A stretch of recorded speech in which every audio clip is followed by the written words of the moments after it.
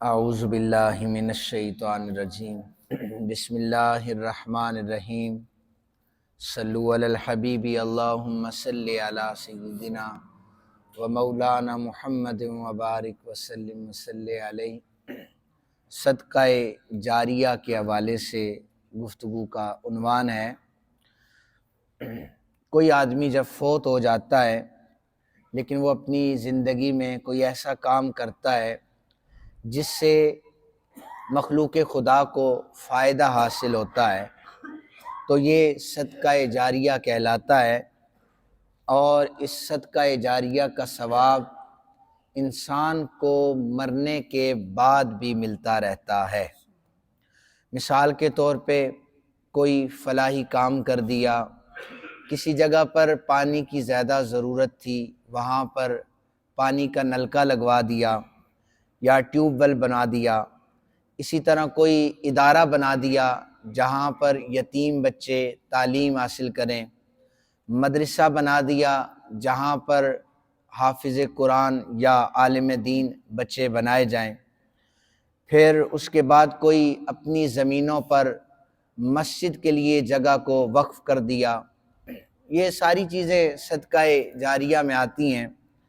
نبی اکرم صلی اللہ علیہ وآلہ وسلم نے فرمایا کہ بندہ مومن کو مرنے کے بعد بھی جن اعمال کا ثواب ملتا رہتا ہے ان میں سے ایک علم بھی ہے جو انسان کو مرنے کے بعد بھی قبر میں فائدہ پہنچاتا رہتا ہے۔ علماً علمہ و نشرہ، وہ علم جو اس نے لوگوں کو پڑھایا، سکھایا اور پھر آگے پھیلایا۔ اس کے بعد اپنے پیچھے شاگرد چھوڑے، پھر انہوں نے علم کے نور کو پھیلایا۔ تو یا کوئی تصنیفات پر کوئی کام کیا ہو، اس کی کتابوں سے لوگوں کو فائدہ حاصل ہوتا ہو، یہ ساری چیزیں صدقہ جاریہ میں آتی ہیں۔ حدیث پاک میں ہے کہ قیامت کے دن جنت کے دروازے پر 4 آدمی آئیں گے، شہید، سخی، حاجی اور عالم دین، یہ 4، اور ان میں جھگڑا ہوگا کہ جنت میں پہلے داخل کون ہوگا۔ ہر ایک دعوے دار ہوگا کہ میں نے جنت میں پہلے جانا ہے۔ اللہ تعالیٰ سید الملائکہ جبریل امین کو بھیجیں گے کہ ان کے درمیان عدل اور انصاف پر مبنی فیصلہ کر دو۔ جبرائیل علیہ السلام شہید سے پوچھیں گے کہ تو کیوں سمجھتا ہے کہ تو جنت میں جائے گا؟ تو سمجھتا ہے جنتی ہے، کیوں سمجھتا ہے یہ بتا۔ وہ کہے گا کہ میں نے اللہ کی رضا کی خاطر جہاد کیا ہے اور میں شہید ہو گیا ہوں، اور میں نے اپنی جان کو، قیمتی جان کو اللہ کے راستے میں قربان کیا ہے، اس لیے میں جنت میں پہلے داخل ہوں گا۔ حضرت جبرائیل علیہ السلام پوچھیں گے تمہیں کس نے بتایا ہے کہ جو شہید ہوتا ہے وہ جنت میں جائے گا؟ وہ کہے گا مجھے ایک عالم نے بتایا ہے۔ تو آپ نے فرمایا پھر کوئی شاگرد اپنے استاد سے آگے جا سکتا ہے؟ حضرت جبرائیل اس سے سوال کریں گے، آپ اسے بتائیں گے کہ جب تجھے ایک عالم نے بتایا ہے کہ شہید جو ہے جنت میں جائے گا تو پھر عالم کا حق بنتا ہے کہ جنت میں پہلے وہ چلا جائے۔ اس کے بعد پھر سوال ہوگا، اب جب عالم کو کہا جائے گا کہ عالم جنت میں چلا جائے تو اس وقت عالم دین یہ کہے گا کہ اپنے اللہ رب ذوالجلال کی بارگاہ میں کہ اگر یہ سخی نہ ہوتا تو میں بھی علم حاصل نہ کر سکتا، لہٰذا میرا جو علم ہے اس کی سخاوت کے مرہون منت ہے۔ کیوں؟ مدارس میں لوگ تعاون کرتے ہیں، ان کے تعاون سے بچے قرآن پڑھتے ہیں، احادیث کا علم سیکھتے ہیں۔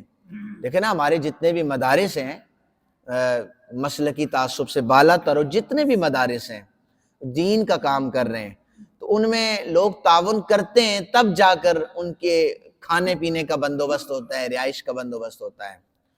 تو یہ جو علم ہے آگے پھیلایا جائے گا، اس کا نور پھیلے گا تو یہ مرنے والے کو بعد میں فائدہ پہنچاتا رہے گا۔ پھر اس کے بعد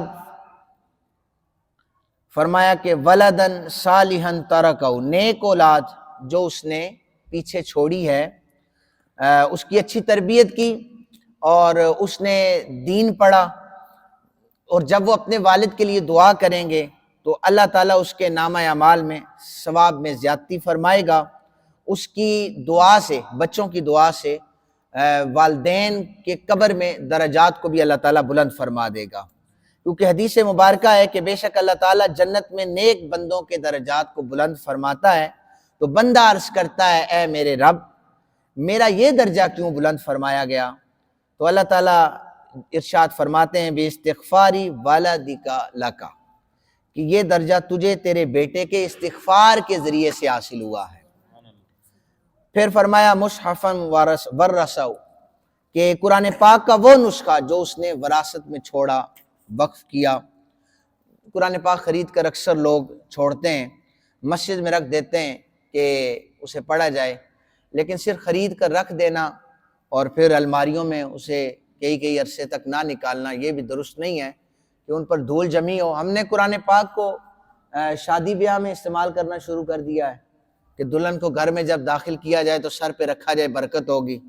15-20 دن جو پہلے غیروں کی رسومات ہمارے گھروں میں ہو رہی ہوتی ہیں، ان پر ہماری توجہ نہیں ہوتی، یا تو ہم نے دلہن کے سر پہ رکھنے کے لیے قرآن کو رکھا ہے، یا جرگوں میں فیصلہ نہیں ہوتا تو سر پہ قرآن رکھو جی یہ سچ بولے گا، جبکہ قرآن نہ جرگوں کے لیے آیا ہے اور نہ دلہن کے سر پہ رکھنے کے لیے آیا ہے۔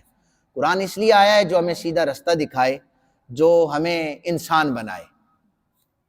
پھر فرمایا مسجدن بناہو، جو مسجد کسی نے تعمیر کروا دی، یہ بھی صدقہ جاریہ ہے۔ اور میں مسجد کی بات کر رہا ہوں تو مجھے پھر حضرت سیدنا ابو بکر پاک رضی اللہ تعالیٰ عنہ کی جو پہلی جب ہجرت ہوئی تو مسجد نبی شریف کا جو یہ تھوڑا سا ٹکڑا جو ریاض الجنہ کہلاتا ہے، یہ جب خریداری کے لیے سید عالم صلی اللہ علیہ وآلہ وسلم نے فرمایا تو اس کا یہ جو ٹکڑا تھا حضرت ابو بکر صدیق رضی اللہ تعالیٰ عنہ نے خریدا تھا۔ اکثر جب میرا یہ کلپ چڑھتا ہے نیچے سوال آتے ہیں نہیں جی اس کی توسیع کے لیے تو حضرت عثمان غنی ذو النورین رضی اللہ تعالیٰ عنہ، دیکھیں توسیع کا مطلب ہوتا ہے کہ اس کے بعد اس کی زمین خریدی، اس میں وسعت ہو گئی، یہ حضرت عثمان غنی ان کے پاس بھی بہت زیادہ مال و دولت تھی، انہوں نے دیا، لیکن ابتداً مسجد نبوی شریف خریدی گئی، وہ کس نے خریدی؟ حضرت ابو بکر صدیق رضی اللہ تعالیٰ عنہ نے۔ تو جب تک وہاں پر ریاض الجنہ میں جب تک نماز ہوتی رہے گی اور یہ قیامت تک ہوتی رہے گی تو یہ بھی ان کے درجات میں مزید اللہ تعالیٰ بلندیاں عطا فرماتا رہے گا۔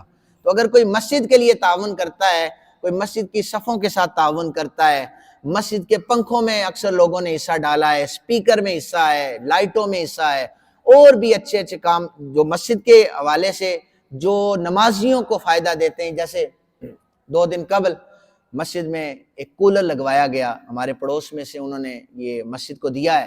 اب دیکھیں نا، کوئی نمازی آئے گا وہاں سے پانی پیے گا تو اسے فائدہ پہنچے گا، اور جب تک یہ پانی پیتے رہیں گے، وہ دنیا سے چلے گئے، اللہ انہیں زندگی دے، چلے گئے تو بعد میں بھی ان کی قبر کو اللہ تعالیٰ منور فرمائے گا۔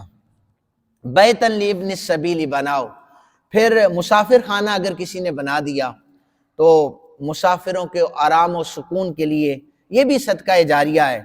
دیکھیں مسافر کو سیدھا رستہ دکھانا یہ صدقہ جاریہ ہے، لیکن اس کے لیے مسافر خانہ بنا دینا، پھر اس کی خدمت کرنا، اس کی مہمان نوازی کرنا، اس میں بھی اللہ تعالیٰ نے بہت زیادہ اجر رکھا ہے۔ نہر نجراؤ، یہ نہر کسی نے کھدوا دی، پانی کے حوالے سے میں بتا چکا ہوں۔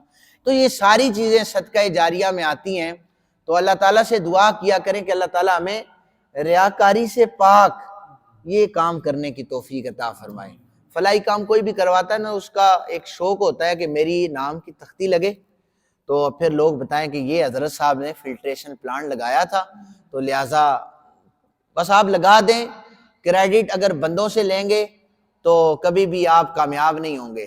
آپ وہ پانی کا نلکا فلٹریشن پلانٹ لگا دیں، کریڈٹ اللہ کی ذات سے لیں۔ لوگوں کو شوق ہوتا ہے تو پھر شوق آپ کا یہی ہے، پھر دنیا میں آپ کو اس کا شوق پورا ہو جائے گا، لوگ آپ کی واہ واہ کر دیں گے، لیکن ہمارا شوق یہ ہونا چاہیے کہ ہماری قبر منور ہو جائے۔ اللہ تعالیٰ سے دعا ہے اللہ تعالیٰ ہم سب کو عمل کرنے کی توفیق عطا فرمائے۔